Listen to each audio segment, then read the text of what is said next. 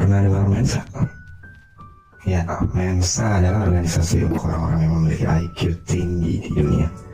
Hanya diserap 2% manusia dari peringkat paling atas dalam ujian yang telah disetujui sesuai standar dari organisasi tersebut.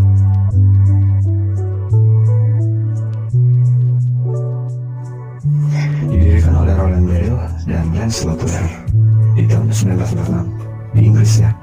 Mensa meluas mendirikan cabang-cabangnya di seluruh penjuru di dunia.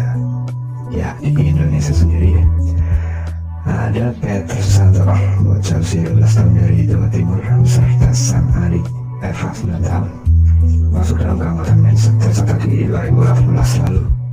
Peter mengukir prestasi di Australia dalam ajang Child Genius Week. Namun di sini kami tidak memfokuskan pembahasan pada sudut informasi tersebut.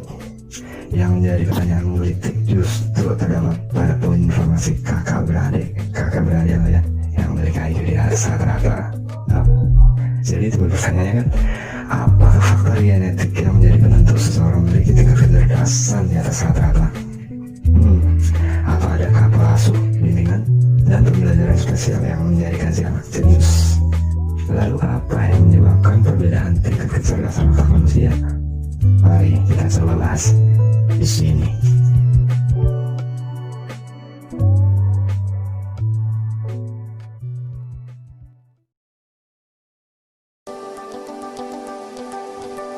Jadi, tingkat kecerdasan otak manusia terbentuk dari dua faktor. Ya, genetik, nature, dan nurture. Lingkup, gizi, protein, pola didikan.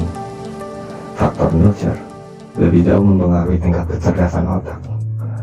Otak bisa dilatih, akan lebih efektif, efisien ketika otak dilatih sejak dini.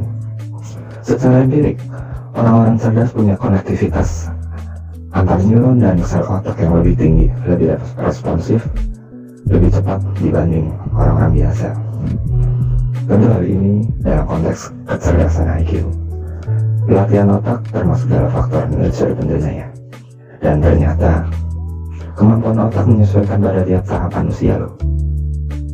Menurut Joshua Hartson, seorang peneliti MIT Neuroscience, bilang di tiap fase usia kita unggul dalam beberapa hal, namun juga mengalami penurunan dan buruk di hal lain. Contohnya adalah ketika umur di bawah 3 tahun, bayi memiliki kemampuan mengenali wajah, menafsirkan isyarat, bahkan mampu memahami suara dan bahasa dari seluruh dunia. Luar biasa. Jadi untuk para orang tua, sangat dianjurkan pembelajaran usia sejak dini untuk anak-anak kita. Bahkan komunikasi dengan calon bayi di dalam kandungan berpengaruh dalam pertumbuhan sel-sel si jabang bayi. Terjawab sudah ini. Kenapa kemampuan bahasa Inggris saya kalah telak dibanding anak-anak di kelas infant. Ya, di usia remaja, otak mengalami tingkat kewaspadaan yang lebih tinggi. Perkembangan rasa ingin tahu tentang dunia, pencarian jati diri. Meskipun kita akui, di fase ini kita mengalami tingkat keegoisan yang memuncak. Peningkatan bermacam-macam hormon, mulai dari hormon testosteron, juga jumlah dopamin yang meningkat di otak memperkuat alasan tersebut. Oh iya, dopamin itu senyawa tubuh yang memiliki peran penting dalam proses pengiriman sinyal di dalam otak yang menyampaikan rangsangan ke seluruh tubuh, disebut juga hormon pengendali emosi. Jadi, untuk para orang tua yang mempunyai anak-anak masih remaja, ya sudah kehendak alam ketentuan semesta ya. Jika anak-anak labil kita membuat otak pecah, emosi kita juga memuncak. Ya, karena di fase ini perlu pendampingan yang ekstra hati-hati.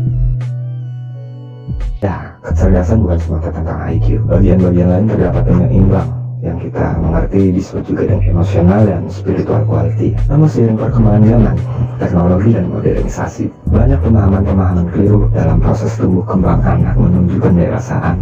Jadi, tanamkan norma-norma baik, etika sosial, religius, dan bernegara sejak dini pada anak-anak kita. Pintarnya otak tanpa emosional dan spiritualitas yang baik menghasilkan manusia robot yang mudah terperdaya, dimanfaatkan, dan pesimis.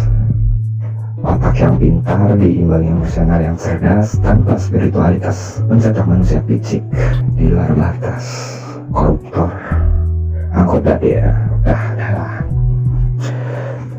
Namun, spiritualitas yang tinggi, emosional yang cerdas, tanpa intelijensi adalah manusia yang sesat.